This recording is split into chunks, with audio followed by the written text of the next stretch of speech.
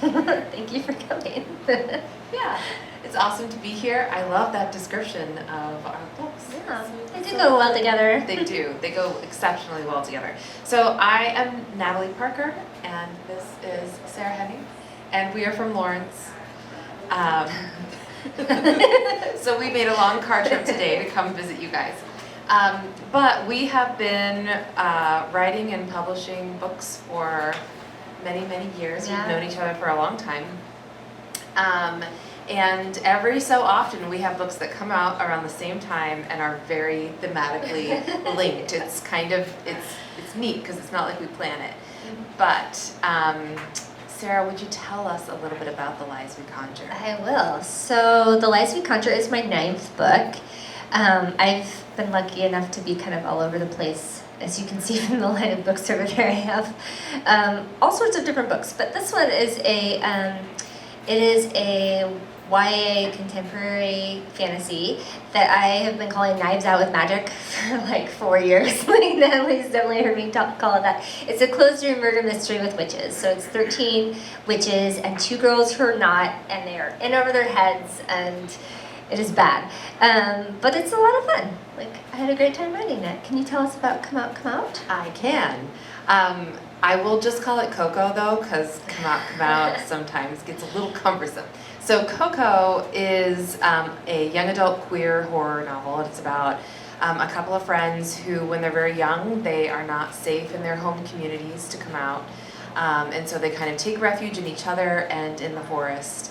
But one night they have a terrible experience in the forest, and when they come out of the woods, they have lost this essential part of themselves, that they have forgotten that they are queer. So the story starts 5 years later, when some of that shrouding of who they are begins to unravel, and they start to remember things, but they are trapped in these very straight lives that they have built for themselves.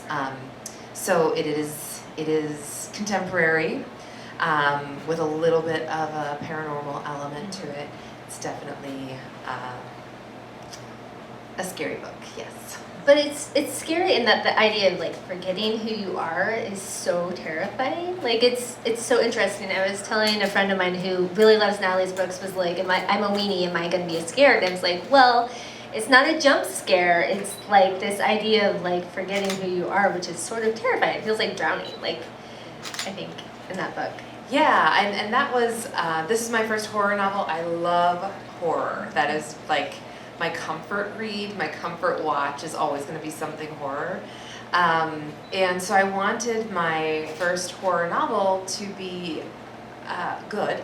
It is very good. I loved it, I can tell you. Thank you. But I also wanted to jump into the growing genre that is queer horror with something to say. So I think like whenever you have a genre that is expanding to include more stories, the first step is the characters that are queer or the characters that are not white have to make it to the end of the book, right? Like that's step one. We have to survive the horror. And so I felt like queer horror had already like taken that step, and I wanted to contribute on another level. So I really wanted this to be grounded in queer experiences of like, what is something terrifying that can happen to you? And then how do we survive it? Because I think one of the cool things about horror novels is that, or horror stories, is when they're showing resiliency. And, you know, yes, part of the thrill is to be scared, but then like, what do you do with that fear? So that's what I wanted to do with Coco. Is that like the idea you went into it with, is I want to write a horror novel, and then you went from there? Or how did you come up with that? I mean, essentially. We can talk about how we came up with these ideas. Like, how did you come up with that idea? Well, I had to write this book from scratch 3 times, and every time I started over, I had a different metaphor at the center. So I was really carving it out slowly, painfully slowly. Writing this novel was a horror experience. So it wasn't until the final iteration of what I was doing that I found the exact kind of metaphor that I wanted to work with, which was the idea that coming out, you know, is sometimes a very horrifying experience for people. and you don't always, it's not like you do it once and you're done, right? Like you are kind of constantly Always. coming out. Right, yeah. So yeah, I had to really dig away at this one. But so for the Lies We Conjure. Lies We Conjure. How did I come up with that idea? I mean, yes, but also this is maybe spookier than not all of your books, but you know, the middle grade was a little spooky. Middle grade was spooky. Yeah. Yeah, so when I first met Natalie, I actually wasn't writing YA. I was writing adult mystery, and I was a member of Sisters in Crime, which is this great organization for women crime writers. And I got my first agent writing mystery. We never were able to sell. I was kind of on the line between women's fiction and mystery, and it was before Gillian Flynn really took off. I just missed my window, really. They didn't know what to do with me. It was always the editor loved it and sales was like, we don't know where to tell people to put this. But I always knew I wanted to come back to writing mystery because I love reading them. I grew up on Agatha Christie, Lillian Jackson Brown, and all of that. And so 2020, right before 2020 in 2019, I think one of the last movies I saw in the theater was Knives Out. And being somebody who loves mystery, it was great to see this closed room murder mystery just hit it with people who had never run across that concept, maybe hadn't read Agatha Christie or just wasn't aware of it, and it's really well executed and well done as a movie. And I was like, I want to do that, but I want to do it with magic. And so I thought about it for a while, how am I going to do that? Inheritance Games hadn't come out yet, Jennifer Lynn Barnes. And then it did, and I was like, okay, I can't do it that way. It can't be the, random person showing up at the will reading and kind of thing. And so it took me a while to kind of figure out exactly what I wanted to do. But the setup for this, hello, is that these two sisters, they're middle-class sisters, just trying to save for college, working at their local Ren Fest, which I did ask Natalie about because she has worked at a Ren Fest before. I was like, how are they paid and what happens? Because my high school actually would recruit from our drama department to do it, but I always had cross country, so I could never do it. And so I did not have that background information. Anyway, these two sisters are volunteering at their local Ren Fest. It's in Colorado, so it's in the summer. It's different than the one we have in Kansas City. And this little old lady comes up and says, I will pay you $2,000 a piece to pretend to be my granddaughters for a night at this dinner party. We have this dinner party every year. They don't live here, they live in London. Your accents are kind of terrible, but they're gonna work. You'll look like them, and so she offers to pay them. And the younger sister she wants to be an actress, so she doesn't, and she loves to help people. She has a big heart, so she's just like, yeah, let's do that, and says yes before the older sister can be like, can we talk about this first? And they're committed, and they show up. And the older sister, Ruby, is like, I don't really like having to walk into this party and lie to these people. I don't know them. She just feels really gross about the whole thing. Her sister is living for it. She's done all her research. She's ready to go. Ren is a very vibrant personality. She is. I actually felt like, oh no, I think I'm the Ren in this scenario. You are the Ren. Ren was great, but she would take over entire scenes. I was like, come back to me, Ren.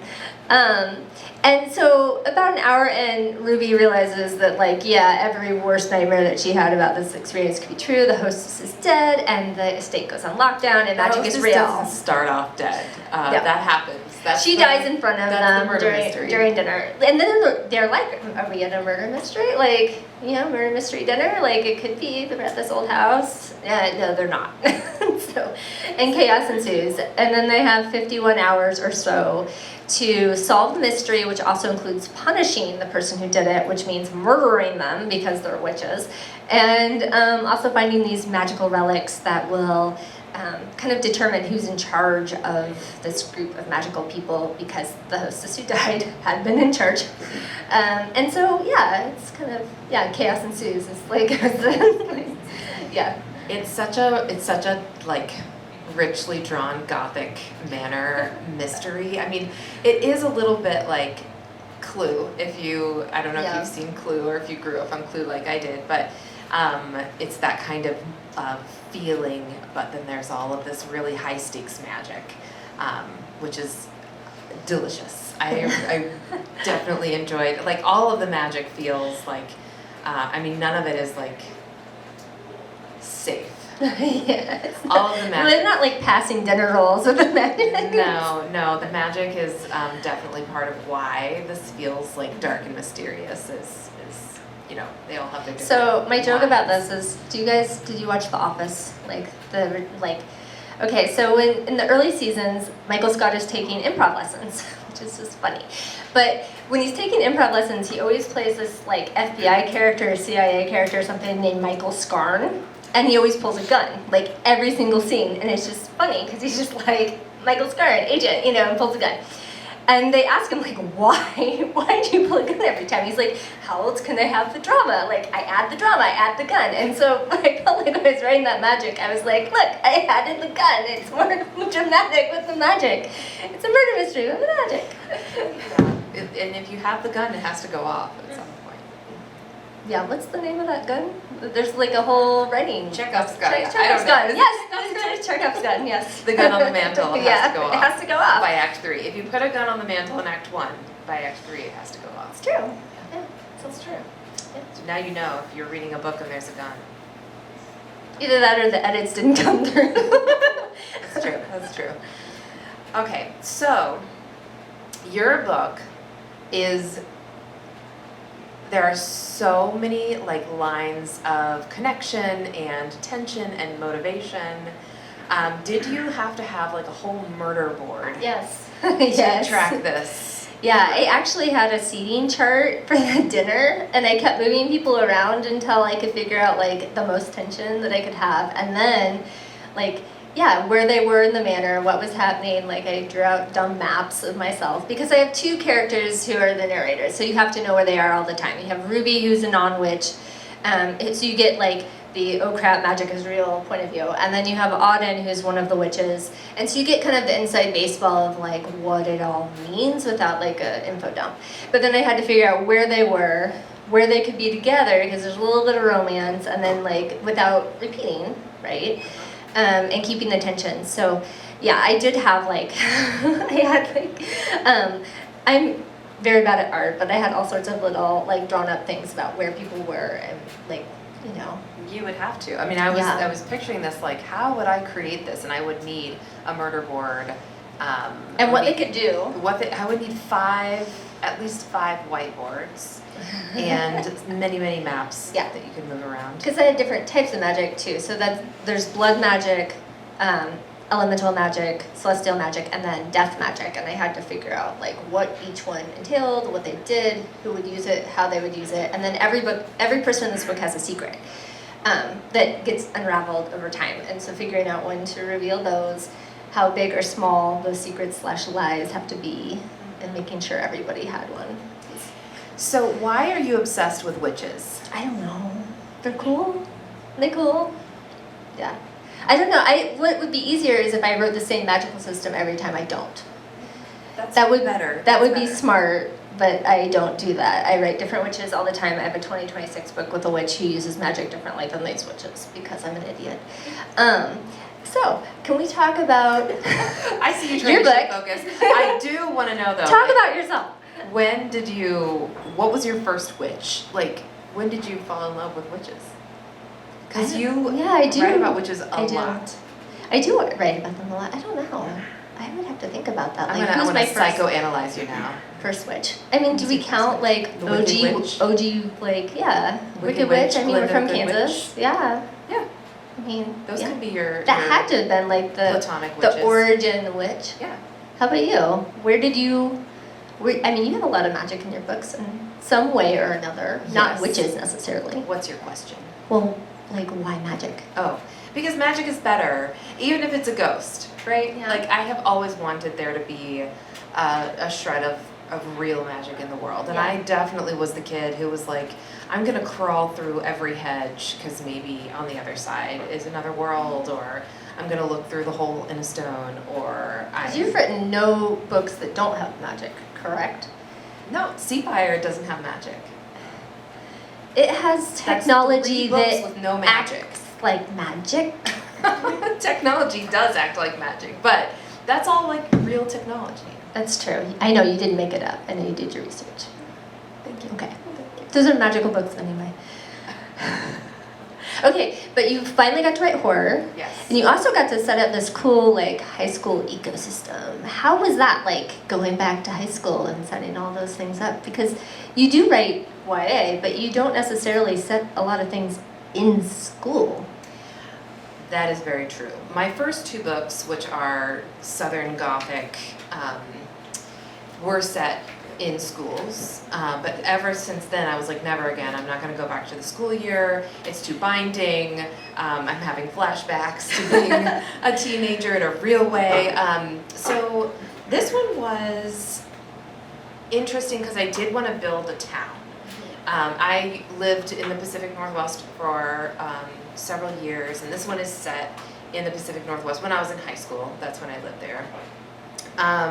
So I did base it on my high school. I created a town. It's called Port Promise. And I thought that was clever. I guess I wanted it to feel a little claustrophobic in the way that small towns do tend to feel claustrophobic, although there is something about the Pacific Northwest where even the weather feels claustrophobic during the regular year, not during the summer when we have our blissful moment of the sun and before it recedes again. So yeah, it was kind of strange to be in a project where my research partly was Googling high schools and looking at their calendar year and trying to figure out what has changed, because I haven't been in high school in a long time. So I was looking at, drama seasons and what do the kids do these days, and what's a believable, what looks like a believable school system, because it's very different from when I was a kid. That said, I tried to use the lightest touch possible and spend as little time in the school as possible, or if I did, it was in a specific place like the theater or the costume basement or something creepy. How many creepy places could I find? The costume basement is very creepy. Yeah. That scene was a lot of fun to write too. So I don't know. It was not the kind of research I was anticipating doing. Yeah, just Googling high schools. I actually looked at my old high school to be like, what is your season of theater like this time, and how much can I get away with without people being like, this person never went to school. She's never seen the inside of high school. But that is the hard thing about writing contemporary, during the contemporary times. I had to figure out a whole reason they couldn't use their phones. That's always a thing. Can't be able to call out, can't have cell signal, can't have a phone, can't be able to Google things. How do you get rid of the phones? That is one of the stickiest things in a contemporary horror or a contemporary mystery. How do they get rid of the phones? I actually love watching, how other authors do it, or how other I was going to say, there was it. one that I read recently where you knew the percentage of battery life kept going down, and it added to the nervousness, right? That's nice. That's what's really cool about Bodies, Bodies, Bodies. Did you guys watch this movie? No. Where the phones are taken out because of the storm, and it's really neat. And if they only had their phones, none of this would really happen. The storm also was making this happen, but they would have had the answer. Well, I don't want to spoil anything because it actually would have been. It's so clever and well done. But you do have to account for phones. Kids use their phones. They're on their phones. You have to account for the apps. You have to count. But trying to decide what dates it, what doesn't, what adds to it, what doesn't. It's technology. I know. Although I joke, I have a 15-year-old. He's almost 16, and I wrote teens who talk how he talks to his friends. My editors would be like, no. They'd be this doesn't make any sense. No, why? No, I don't think they speak the same language. Do you know young people today? The youth? The youth. What are they saying? I have no idea. I have to watch TikTok to be like, somebody teach me what the kids are saying these days, and then I torment my nieces, and I'm like, skibbity, yeah? And they're no, don't do that. Please don't do that. Oh, is it so cringe?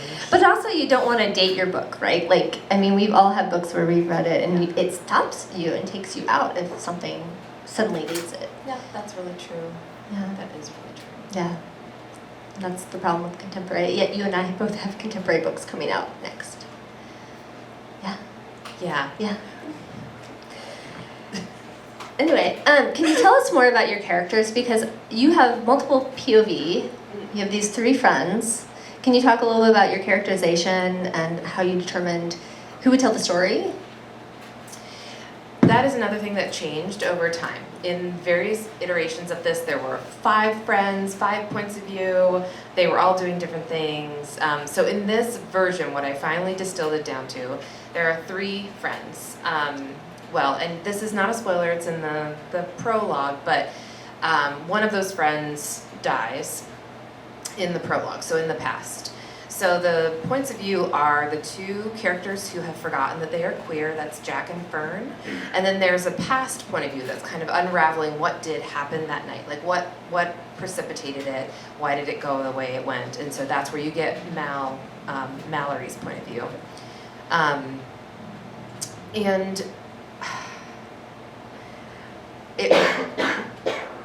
I wanted every point of view to feel distinct, of course you always do, but I also wanted every character to have a very specific kind of relationship to their queerness in their lives, and to have different kinds of challenges, even though at some level they're all having the same challenge, which is, oh, we're not safe in our homes. And so it's easy to kind of look at that and just sort of paint it with a wide brush to be like, okay, the parents are intolerant, but why? So I wanted to make sure that each of these families felt like there was a specific reason, a specific kind of resistance that they were facing at home.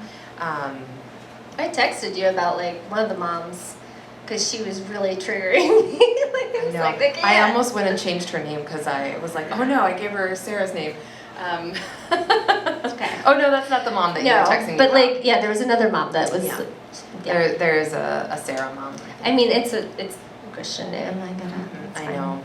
Yeah. So kind of one of the obvious places to go is religion, and they all they live in a small town, so they are dealing with religious bigotry in some sense. One of them more so than the others, but I didn't want that to be the reason for all 3 families because everybody's different. Everybody has their biases, and while and all of these things can be terrifying. So one of them has a religious upbringing that is the core of that family's struggle. One of them is really just kind of entrenched in some gender norms that they cannot imagine another way around.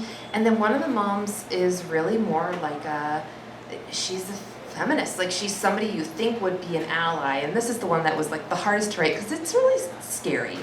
I find TERFs to be terrifying, and she kind of treads close to that territory without fully being one. But it was really important to me that each of these characters was dealing with the same thing, also with different things, because no 2 people are alike. And so yeah, that's kind of where I had to start, was why are they unsafe? And it can't just be a blanket reason, it has to be specific. Because that's really where the horror comes from. It's they've now been living these 5 years of their lives, building lives, without this crucial piece of themselves. And when they come to their awareness, and this is very early, so when these memories come back and they kind of reclaim this part of themselves, they've missed 5 years of development. It's not that it just gets slotted back in and now they know and everything is, they just are going to reverse things that have happened in their lives because they weren't terrible people. It didn't intrinsically change who they were. They don't hate their past choices, but it's also not who they want to be. So I thought that was a really also extra layer. Just that's really terrifying. And also they had to allow space for who they had been and who they were becoming. And I don't know. I think it's just it is terrifying. It was definitely hard to write, but also I really fell in love with all 3 of these characters. Obviously, Mal does not have the same kind of arc, so she's in the past, so we really just get her young experience and her young rage. Yeah, I was gonna say anger. Yeah. Yes, she is the close. My wife was reading this and she was like, am I Mal?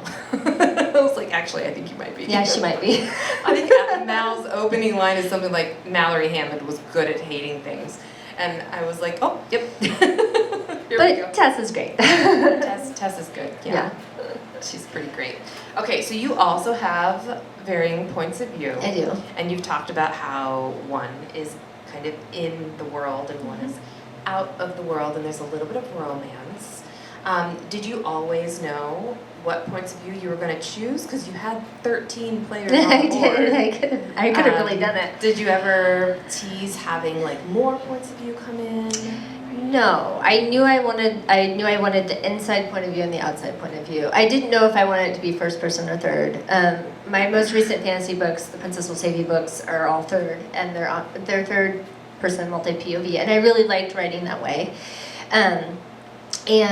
But I felt like because Ruby spends almost the entire book pretending to be someone she's not, that's easier to take, I think, from a first-person point of view. And you knew whose point of view you were in, even if you were not looking at like the top of the chapter, because she's calling her sister Ren not by her fake name, which is Cassia.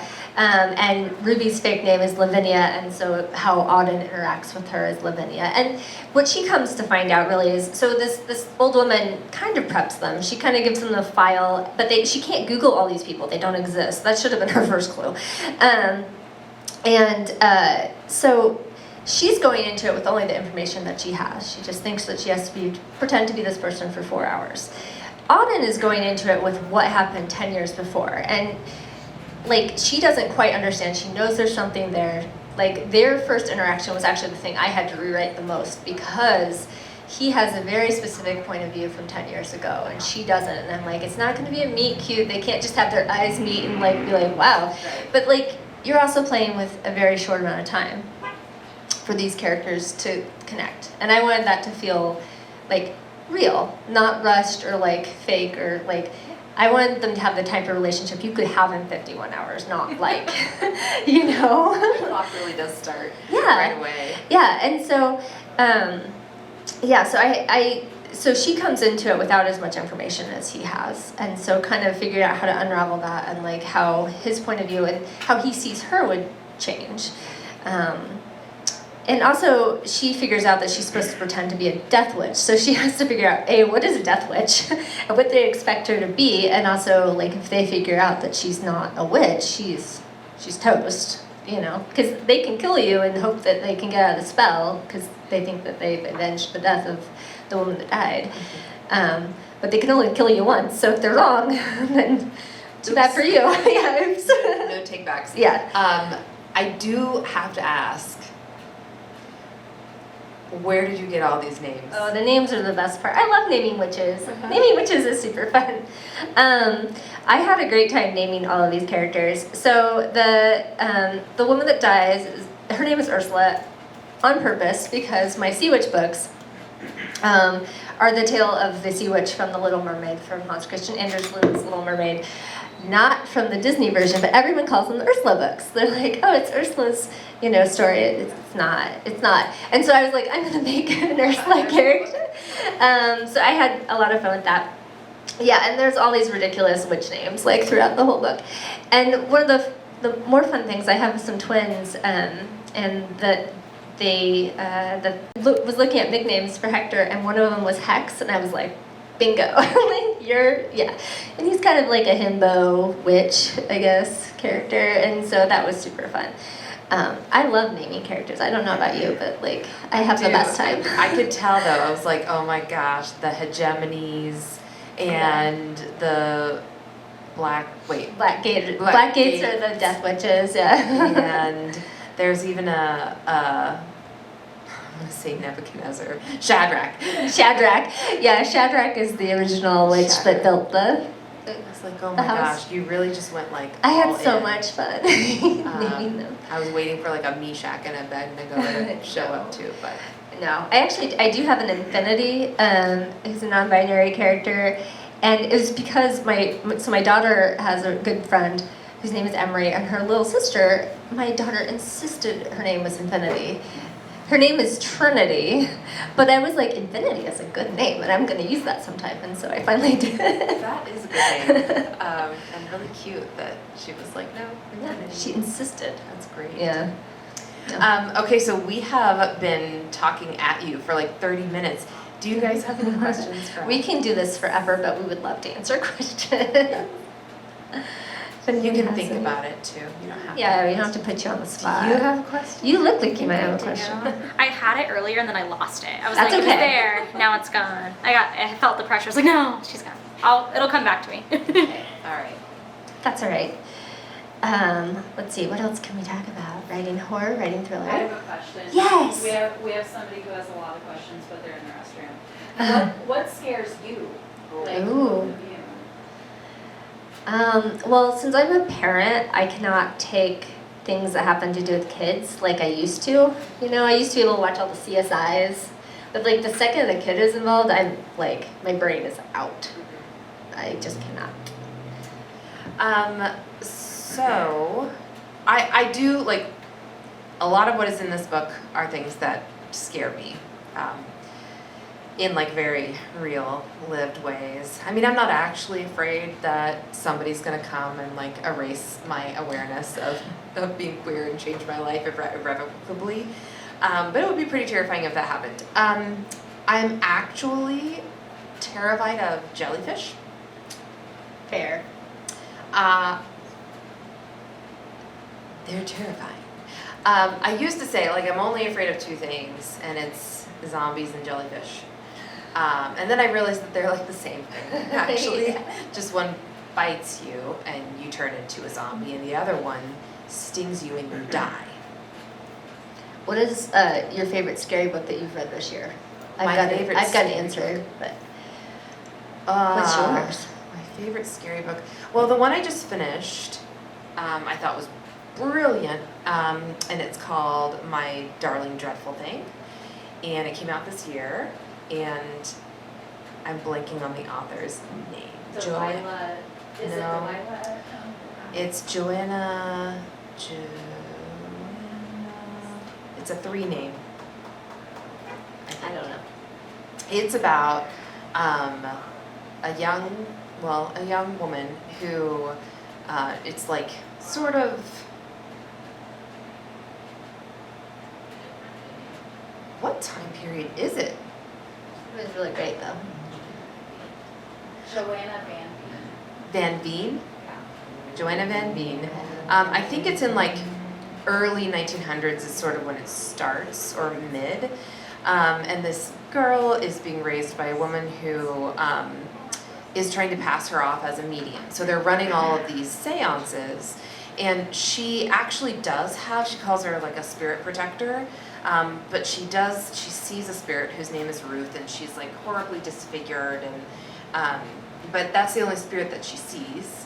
And Ruth can possess her, and so they can put on a really good show. So that's how like her mother makes money and otherwise treats her very poorly. Well, one day they're doing a seance, and for this woman who is looking at her a little, more intently than maybe is deserved, and she basically at the end is like, "You and Ruth are amazing." No. And so she ends up taking her, like freeing her from this terrible woman, and it's told in sort of like then and now points of view. The now points of view are done in an interview style, but it's a doctor-patient interview, so it's her, and there's been a murder, and it's delicious. I really loved it. I kind of felt like I was reading a interesting reimagining of Jane Eyre that like I wish I had written, but that was queer, and I was like, oh my god, is that what this is? I don't think that's what it is, but I could probably make an argument for it. Anyway, I loved it. As if you can't tell, it was really good. Highly recommend. And scary. Yeah, it was nice and spooky. Yeah, for sure. Mine would definitely be Red Rabbit by Alex Grecian. This local Kansas author. You guys are nodding. Oh, it's so good. Basically about like this old west sort of like, hey, we're gonna go get the witch because cops are not happening and everything is falling apart, and she actually is a witch, which is the nice twist. Like, you get to see the witch's point of view, and she's just trying to live her life as a witch. But, like, there's this whole scene where, like, a character burps out a toad and then you realize he's a demon. Like, it's just so clever. And Alex's books are very, very good and kind of spooky and clever, and like, he has a background as a comic book writer, so, like, I think he has a great, like, sense of pacing. His last name? Grecian? Grecian. Yeah. He wrote, I forget what they're called, but they're about, like, the dawning of, like, forensic science and Jack the Ripper, Black Country, those books. There's like 5 of them. They're excellent. But he's really I feel like talented. I recognize the name. I also read I Was a Teenage Slasher, which Stephen Graham Jones is just Stephen Graham Jones. He's the horror master. I know. But that one was especially awesome because have you guys read this book? Okay, did you read My Heart is a Chainsaw? Okay, I'm just going to tell you what I think he's doing because I think it's brilliant and I'm like obsessed. But I think he's developing an actual mythology of slashers. And I want you to read I Was a Teenage Slasher, but I really think you have to start with My Heart is a Chainsaw. Then you can go straight to I Was a Teenage Slasher and see what he's doing with this, like, oh man, it's brilliant. I really enjoyed it. Okay, if I keep talking, I will talk too much and you guys will be like, that book can't possibly be that good. You would be wrong, but that's what you would think. Do we have another question? How is writing horror different from writing some of the other genres you've written? Yeah, you want to answer first? I just talked so much. Well, so I don't know, I'd say that this is horror. It has elements of horror, maybe. But my middle grade, which I don't think we have here, but Monster Camp, was actually nominated for a Bram Stoker Award, so I'm like, oh, it's horror. It counts as horror, yes. And it is different, like writing kind of scary, spooky things, but like Natalie was saying, like, horror has to feel close, I think, you know? Like, there's one thing when you're in a movie theater and you have a jump scare, that's like that close feeling, but when you're in a book, it's in your head, and it's in the character's head. And, yeah, I mean, it's a different feeling. Like, you're not doing this gas pedal plot in the same way. You're setting all of these little, like, almost like breadcrumbs, trying to figure out, like, when scary things are going to happen, right? Yeah, so these are probably this one is the most different from, like, the Seafire books, which are this. But Beware the Wild has a little bit of horror. Yeah. But where, like, the Seafire trilogy is very futuristic, action, adventure, pedal to the metal, like Mad Max. Not magic, but it feels like magic. It's not magic. And so when you're writing an action, what I learned on those books was, like, how to craft an action scene that is engaging. Because I am also the reader who would probably skim past an action scene, but I wanted to make sure that each action scene felt like it had an emotional current running through it. So, like, you're not just reading action, you're actually reading for whatever is the emotional twist that's happening in that moment, what's changing for the character. And I wanted what I learned was that writing 3 action books in a row where I had to have a lot of, like, ship battles. 1, I don't ever want to do it again. 2, every scene, there should never have been an action scene that I could have swapped for any other action scene because the characters needed to be fundamentally different. So if there was going to be a big, set piece action moment, it needed to earn its space because it was going to, like, change something for that main character. With horror, first I really had to think about what genre of horror did I want to write. Slasher was not it. Like I said, I like magic, so going in a paranormal direction was very natural. I am the kid who would walk straight into the decrepit old house that's literally falling down in the hopes that maybe I would encounter a ghost. So that also was like, oh, that fits, let's do that. Let's do the haunted house kind of thing, which also felt like thematically in tune with where I wanted to go with the metaphor. So writing horror is hard because, like Sarah was saying, you have to rely on the reader to bring so much of that because you don't have the same kinds of shorthand that you have when you're watching a movie. Sound, for example, is such a good one. Like, you can do so much with a quiet scene and then a pop of sound. You have to build it differently in a horror novel. So I actually learned a lot about how I want to craft horror on the page. And I think a lot of it had to stem from what are the characters afraid of, but more than that, what do we fear for with these characters? What do we want for these characters and why is it at risk? And then kind of let the horror, build. Dread was always my key word. So dread and tension. What is the point of dread in each scene? Like, what are we looking for? What are we trying to get away from? What are we afraid is coming for us? So I guess if I was gonna try to find a movie version of the kind of horror that I think this is, it would be It Follows. Because you have that there's a threat out there. It builds kind of slowly, but it seeps through every scene in different ways. So it is just fundamentally different. I felt like I was learning how to write all over again, which is probably why I had to write it 3 times from the ground up. That was awful. I'm still crying about it. It's been years, and I'm like, I had to write it 3 times. I cried so many tears into my carpet. That's one of the secrets about, we're both full-time writers, and every book is not the same, and some books write themselves and you're like, that was great, every book should be like that, and then the next book is pulling teeth and you're like, what is happening? This is not fair. It's really not fair. I thought you were going to say, that's the secret of writing, is people just don't know how much we cry. We do. Yeah, every day there's the cry session. Yeah. Anyway, that's not true. No. Any other questions? Yes, you have something. Great. The first time you guys remember being scared, and do you guys think any of your personal fears fed into what was scary in your different novels?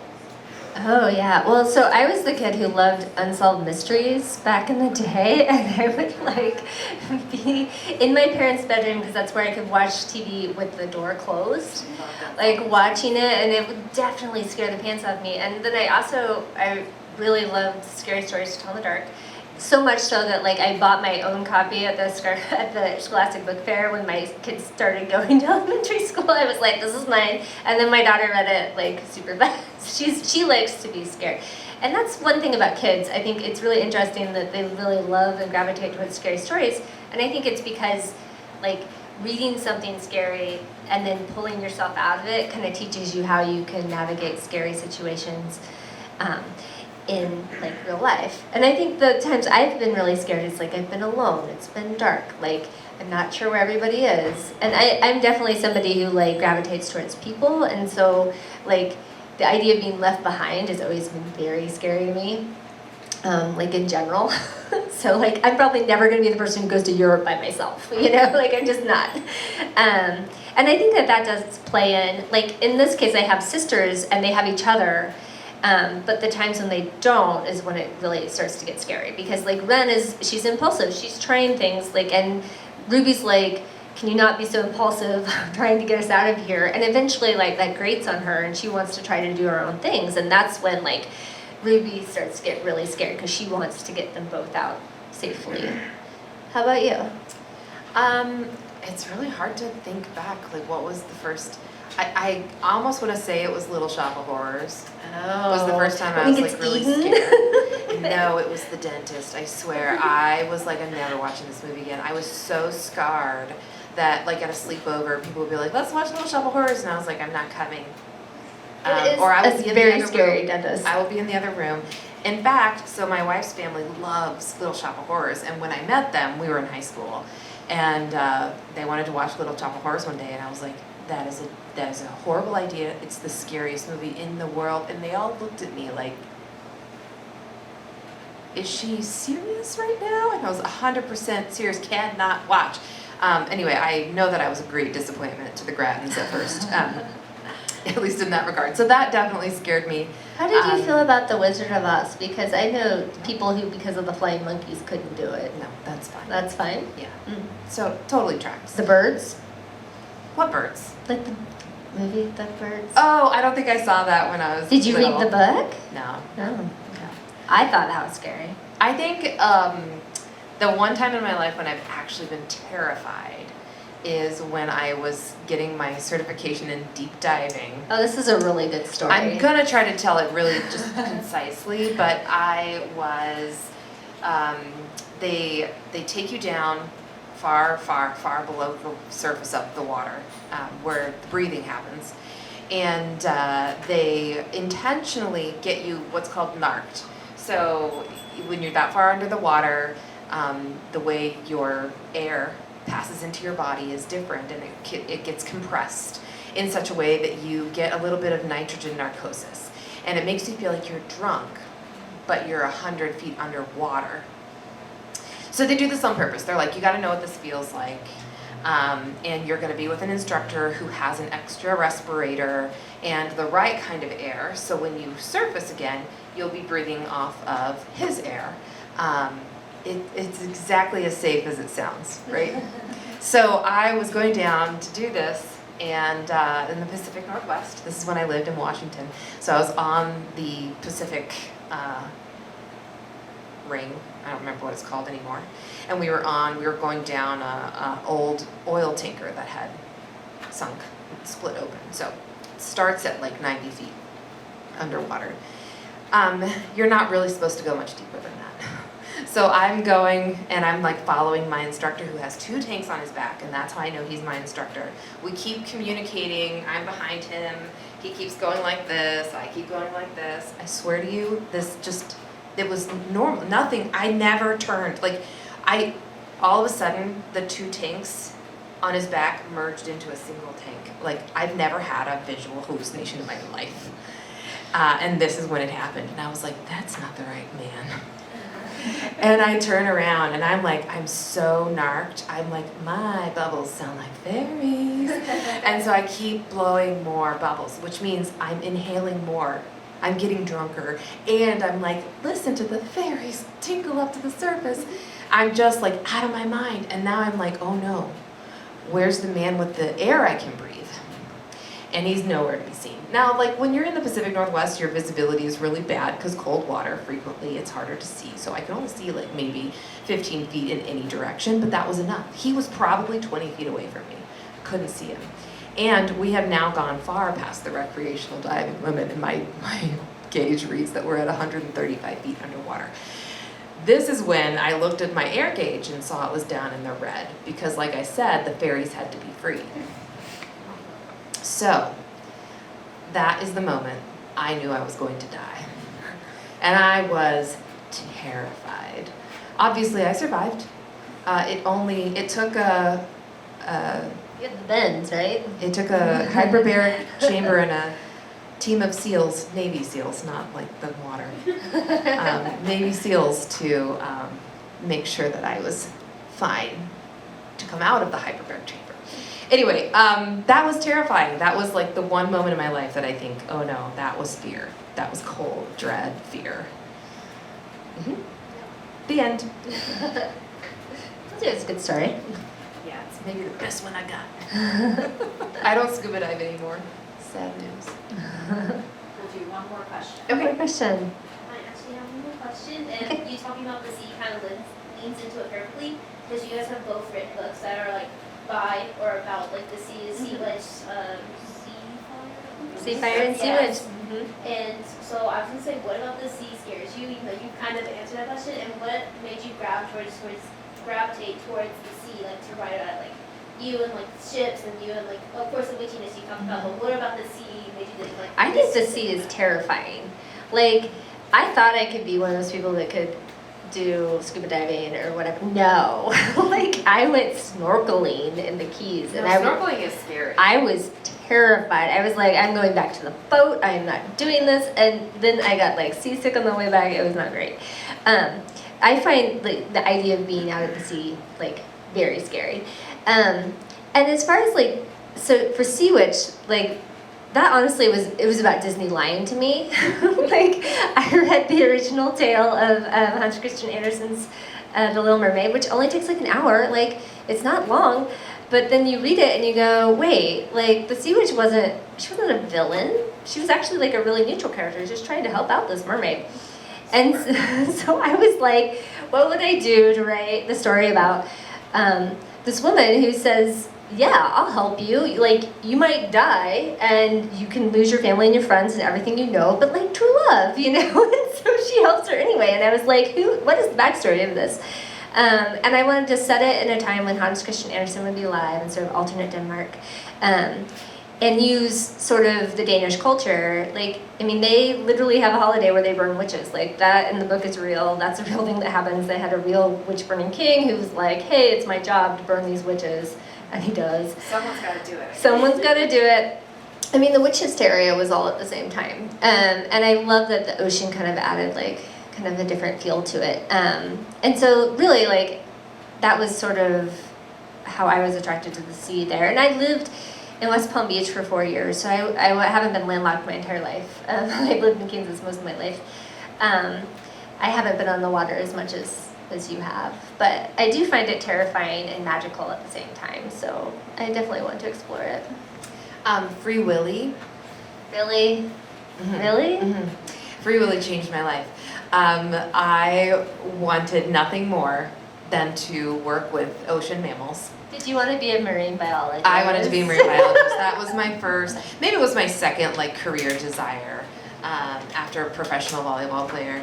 But That marine tracks. biologist seemed like it would be more lucrative.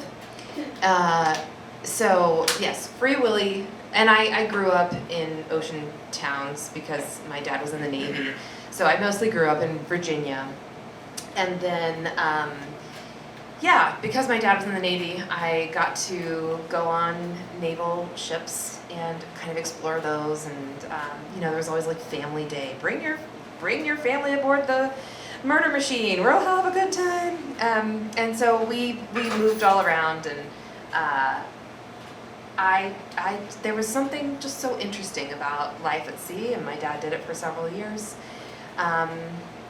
So I guess proximity in that sense, but really Free Willy. Ooh, and Sequest. Did you guys ever see this Jonathan Brandis show? It wasn't actually a Jonathan Brandis show.